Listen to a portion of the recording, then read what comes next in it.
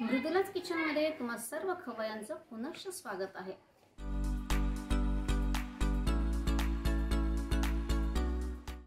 Soup सिरीजमध्ये आज आपण करतो आहोत व्हेज स्वीट कॉर्न सूप। कॉर्नचं सूदिंग स्वीटनेस, त्याला भरपूर भाज्यांची जोड, यामुळे हे स्वीट कॉर्न सूप अतिशय पौष्टिक व पोटभरीचे होते। या कॉर्न सूपच्या अफलातून टेस्टमुळे लहानांपासून थोरांपर्यंत सर्वांनाच हे सूप खूप आवडते। आज आपण 4 मोठे बोल सूप होईल अशा प्रमाणात सर्व साहित्य घेतले आहे। तर चला आपल्या आजच्या सोप्या परंतु चटकदार अशा व्हेज स्वीट कॉर्न सूप रेसिपीला सुरुवात करूया। आपल्या व्हेज स्वीट कॉर्न सूपसाठी आपण सर्व साहित्य म्हणजे सर्व भाज्या स्वच्छ धुवून पुसून कोरड्या केल्या आणि बारीक कापून घेतलेल्या आहेत। यामध्ये आपण जास्त क्वांटिटीत स्वीट कॉर्न घेतले, जवळजवळ 2 मुठी भरून आपण स्वीट कॉर्नचे दाणे घेतले आणि 1 मूठभर स्वीट कॉर्नचे दाणे आपण मिक्सरमध्ये बारीक करून घेतले। 1-2 चमचे पाणी घातलं आणि रवाळ असं बारीक केलेलं आहे।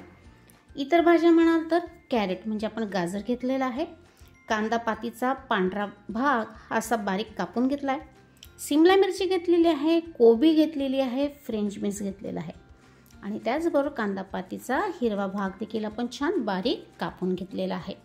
त्याबरोबरच आपल्या सूपला छान दाटपणा यावा याकरता आपण 1 टेबलस्पून कॉर्नस्टार्च, 2-3 चमचे पाणी घालून अशी स्लरी करून घेतलेली आहे। आपण गॅसवरती कढई चढवली आहे आणि यामध्ये 1 टेबलस्पून आपण तेल घातलेलं आहे। हे रेग्युलर कुकिंग ऑइल आहे, जर तुम्हाला हवं तर तुम्ही ऑलिव्ह ऑइलचा वापर केला तरीही हरकत नाही। यामध्ये आपण 1 टेबलस्पून गार्लिक म्हणजे बारीक कापलेला आपण लसूण घालतोय।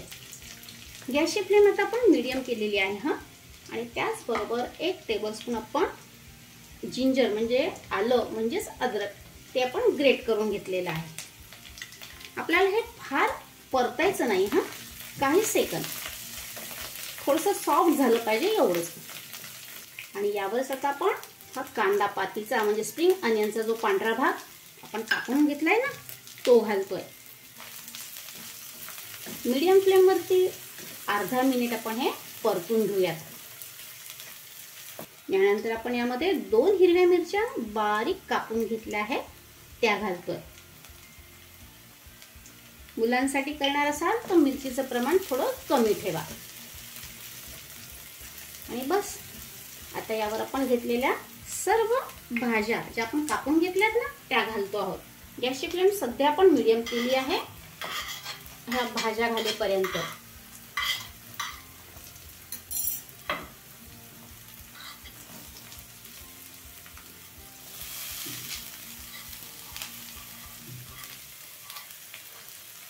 आणि आता गॅसची फ्लेम आपण वाढवायची, हाय फ्लेम वरती ह्या सर्व भाज्या आपण सॉटे करून घेऊया, परतून घेऊया। ह्या भाज्या आपल्याला शिजवायच्या आहेत पण कितपत त्यामध्ये थोडासा क्रंच राहील, बाईट राहील कितपत आपण या भाज्या शिजवणार आहोत। 2-3 मिनिटं आपण असं स्टर फ्राय करून घेऊया। बरं, एकीकडे मी जवळजवळ अर्धा लिटर थोडंसं जास्तच पाणी गरम करायला ठेवलेलं आहे, तर त्या गरम पाण्याचा वापर आपण या सूपसाठी करणार आहोत। आपल्याला सतत हलवत राहायचं आहे आणि हाय फ्लेम ठेवायची गॅसची।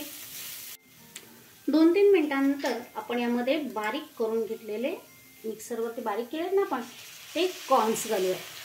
कॉर्नची प्युरी म्हणू आपण त्याला, पेस्ट म्हणू, ठीक आहे। ही प्युरी देखील आपण या भाज्यांसोबत परतून घेऊयात। तुम्हाला मी आधीच सांगितलं की सर्व भाज्या थोड्याशा तेलावर आपण शॅलो फ्राय करून घेतल्या, स्टर फ्राय करून घेतल्या की त्याचं सूप फार भारी लागतं।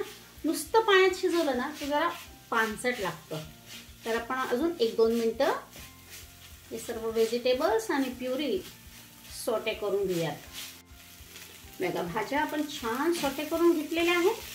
यामध्ये आता आपण गरम पाणी घालतोय। पाणी घालताना गॅसची फ्लेम थोडी कमी करायची आहे आणि त्यामध्ये आपण हे गरम पाणी घालूयात। अंदाजे 4 बोल होईल एवढं मी यामध्ये पाणी घालते आणि आता आपण गॅसची फ्लेम हाय करूयात। आपण भाज्या सॉटे करताना त्या शिजल्या बऱ्यापैकी तर आता पाण्यामध्ये देखील आपलं शिजवायच्या. लक्षात ठेवा 3 ते 4 मिनिटं पुरेसं होतं, कारण भाज्या आपण फार बारीक कापल्यात की नाही आणि आपल्याला अगदी 100% भाज्या शिजवायच्या नाहीये, तर किती थोडासा बाईट राहिला पाहिजे, बरोबर.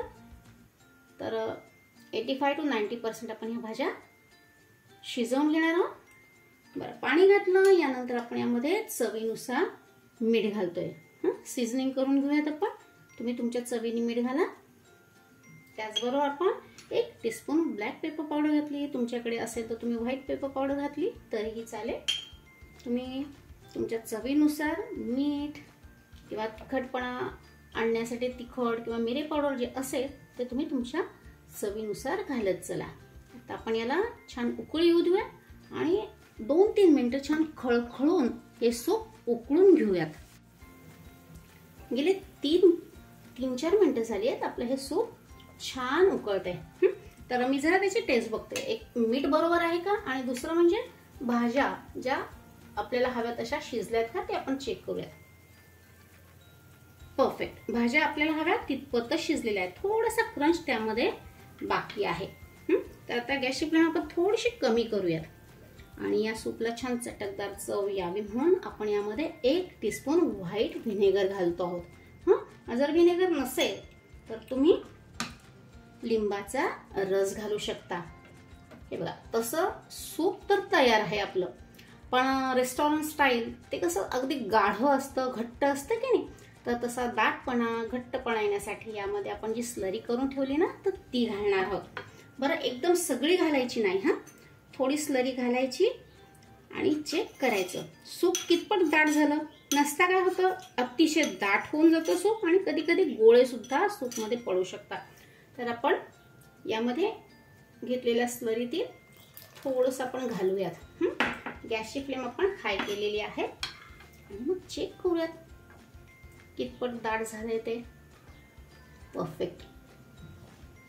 यापेक्षा काही आपल्याला दाट नकोय. नसता ते मग गार झालं ना की अतिशय घट्ट होईल, हो की नाही. आणि आपण ही स्लरी घातल्यानंतर परत 1 मिनिट उकळून देखील घेणार आहोत, म्हणजे त्या कॉर्नस्टार्चचा असा कच्चा वास लागू नये म्हणून. हे बघा, कन्सिस्टन्सी तुम्ही बघा. मिनिटभरात ते अजून थोडंसं दाट होईल.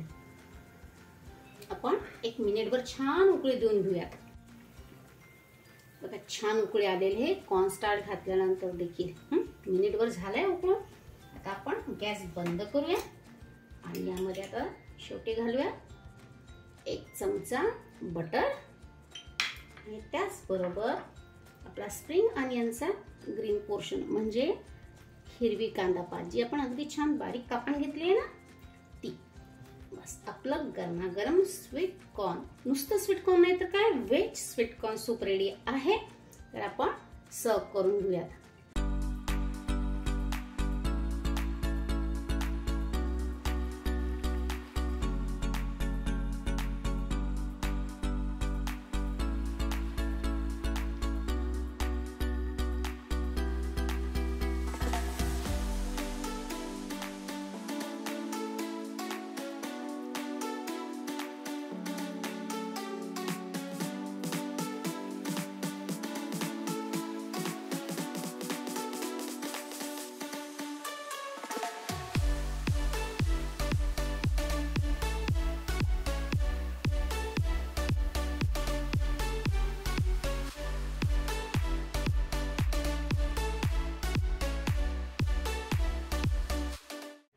चटकदार चवीचे गरमागरम व्हेज स्वीटकॉर्न सूप रेडी आहे.